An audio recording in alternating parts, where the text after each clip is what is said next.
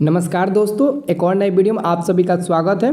दोस्तों, इस वीडियो में हम आपको हिंदी का VBI ऑब्जेक्टिव क्वेश्चंस बताने वाले हैं। अगर आप लोग 10वीं का एग्जाम इस बार देने वाले हैं तो वीडियो को लास्ट तक देखना और एक एक क्वेश्चंस को याद कर लेना। बजरंगबली का नाम लेना, एक ही बार में पूरा क्वेश्चन से याद हो जाएगा और पूरे क्वेश्चन को एकदम अच्छे से याद कर लेना, क्योंकि ये सब क्वेश्चन इंपॉर्टेंट है आपके एग्जाम के लिए। ठीक है, अगर आपको एग्जाम में अच्छे मार्क्स लाना है तो ऑब्जेक्टिव को अच्छे से अच्छे याद करने का प्रयास करो आप लोग। ठीक है, और आप लोग मेरे चैनल को सब्सक्राइब कर लेना। हम आपको सारे विषय का इंपॉर्टेंट ऑब्जेक्टिव क्वेश्चन दे देंगे, बस चैनल को सब्सक्राइब कर लेना।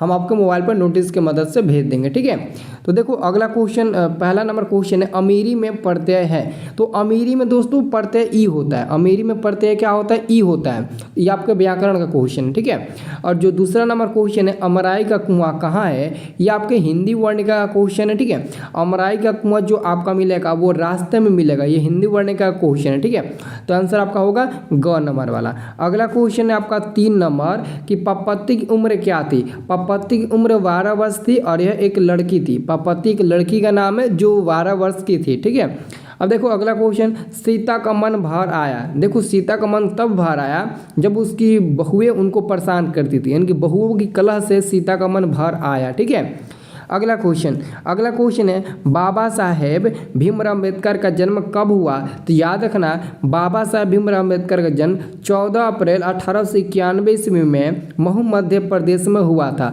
और इनकी मृत्यु सन 1956 ईस्वी में दिल्ली में हुआ था। ठीक है, ये सब याद रखना।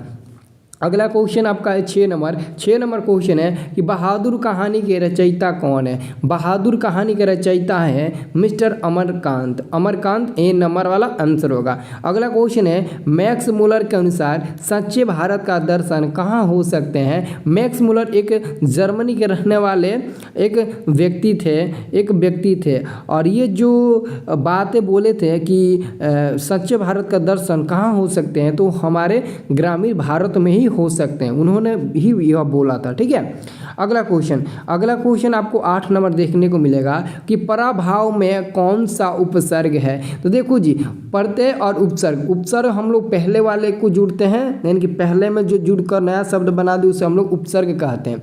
तो अच्छे से देखो क्वेश्चन नंबर 8 को कि इसका आंसर आपका मिल जाएगा परा, क्योंकि दोस्तों अगर परा में अगर भाव जोड़ेंगे तो पराभाव क्या बनेगा, पराभव बनेगा। तो ये आपका प्रत्यय हो जाएगा और ये वाला आपका क्या हो जाएगा, उपसर्ग हो जाएगा। तो पर आपका उपसर्ग, आंसर आपका मिलेगा बी नंबर वाला। ठीक है, अगला क्वेश्चन देखिए।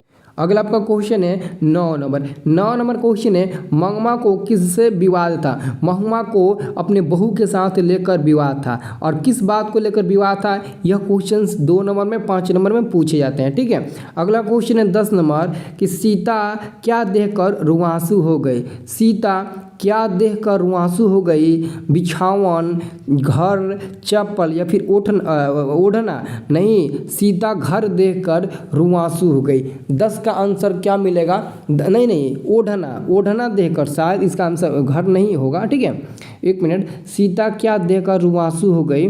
चप्पल, बिछावन नहीं होगा, चप्पल भी नहीं होगा, ओढ़ना शायद इसका आंसर सही है, घर ही होगा, क्योंकि घर में जो माहौल था उसी को देखकर सीता रुआंसू हुई थी। ठीक है, घर के माहौल को देखकर। अब देखो अगला क्वेश्चन, क्योंकि घर का माहौल अच्छा नहीं था। अगला क्वेश्चन है द्विवेदी जी को किस कृति पर साहित्य अकादमी पुरस्कार मिला। तो 11 का आंसर होगा बी नंबर, आलोक पर्व पर। ठीक है, अब देखो अगला क्वेश्चन, वेतमा कहाँ है। तो 12 का आंसर होगा ग नंबर, इंदौर के समीप है। कहाँ पर है, इंदौर कहाँ है, मध्य प्रदेश में। ठीक है, अगला क्वेश्चन आपको बताना है कि शुद्ध शब्द क्या है। आप इसमें से पहचानो कि शुद्ध शब्द क्या है। तो आप गौर से देखो, ऑप्शन नंबर सी को गौर से देखो। अनुकूल को हम लोग ऐसे ही लिखते हैं, और ये वाला नु और ये वाला कु और अनुकूल को हम लोग ऐसे ही लिखते हैं, यही आपका सही शब्द है, बाकी सब गलत है। ठीक है, अब देखो अगला क्वेश्चन, अभिषेक में उपसर्ग क्या है। तो मैंने अभी बताया कि जो पहले वाले जुड़ता है, जैसे अभिषेक में अभी और हम प्लस से कर दे, प्लस अगर से कर दे तो ये वाला आपका जो होगा अभी, ये आपका उपसर्ग का काम करेगा। तो उपसर्ग बोले तो आंसर हमारा हो जाएगा ये डी नंबर वाला, यानी कि घ नंबर अभी उपसर्ग होगा। अब देखो अगला क्वेश्चन, हाथ खाली होना। हाथ खाली होना मुहावरे का अर्थ क्या है जी? तो हाथ खाली होना मुहावरे का जो अर्थ होता है पास पैसा न होना, हाथ खाली होना मुहावरे का अर्थ होता है। अगला क्वेश्चन है जारशाही कहाँ थी? तो जारशाही रूस में थी। 16 का आंसर होगा ए नंबर, जारशाही रूस में थी। ठीक है, अब देखो अगला क्वेश्चन। अगला क्वेश्चन क्या है? अगला क्वेश्चन है दोहा कोश किसकी रचना है? तो सरहपाद जी की है। आंसर होगा ए नंबर वाला, दोहा कोश सरहपाद जी की रचना है। अगला क्वेश्चन है 18 नंबर, अबिन्यो किस नदी पर स्थित है? अबिन्यो किस नदी पर स्थित है? तो अबिन्यो रोन नदी पर स्थित है। किस नदी पर? रोन नदी पर स्थित है। आंसर होगा ए नंबर वाला। अगला क्वेश्चन है 19 नंबर। 19 नंबर क्वेश्चन है कि मछली कहानी में किस वर्ग का जीवन वर्णित है? यानी कि मछली कहानी में किस वर्ग का जीवन वर्णित है? तो आंसर होगा 19 का सी नंबर वाला, मध्यम वर्ग का सी नंबर वाला। अगला क्वेश्चन है 20 नंबर। 20 नंबर प्रश्न है आपका कि बिरजू महाराज की ख्याति किस रूप में है? तो बिरजू महाराज की जो ख्याति है वो किस रूप में है दी? तो सहनाई वादक नहीं, नर्तक के रूप में उनकी ख्याति जो है वो नर्तक के रूप में है। अगला क्वेश्चन, भाववाचक संज्ञा का उदाहरण बताइए। भाववाचक संज्ञा, ठीक है, भाववाचक संज्ञा जैसे घड़ी, बहन, लकड़ी, यौवन। तो इसमें भाववाचक संज्ञा कौन सा होगा?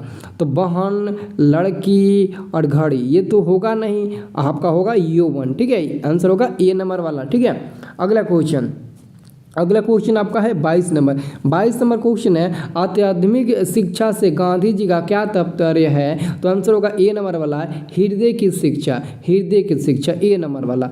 अगला क्वेश्चन है हिंदुस्तानी नाम सुनी अब ये सकुच लजात, यह पंक्ति किस कविता से उद्धत है? यानी कि उद्धृत किस कविता से है? तो 23 का हमारा आंसर होगा सर डी नंबर वाला, स्वदेशी से है। ठीक है, अगला क्वेश्चन हम लोगों का है कि रसखान किस विषय में सिद्ध थे?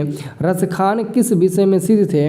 तो 24 का जो हमारा आंसर होगा वो होगा ऑप्शन नंबर ए, सवैया छंद में। आंसर होगा ए नंबर वाला। अगला क्वेश्चन है लखनऊ घराने के वंशज और 7वीं पीढ़ी के कलाकार है। तो 25 का जो हमारा आंसर होगा वो होगा बिस्मिल्लाह खां। आंसर होगा लास्ट वाला, बिस्मिल्लाह खां। ठीक है, इसको अच्छे से याद रखना। और ऐसे ही दोस्तों हम आपको सारे मतलब कि जो भी टॉपिक है और सारे जो क्या बोलते हैं सब्जेक्ट है सभी का हम आपको ऑब्जेक्टिव वीवीआई बता देंगे। ठीक है,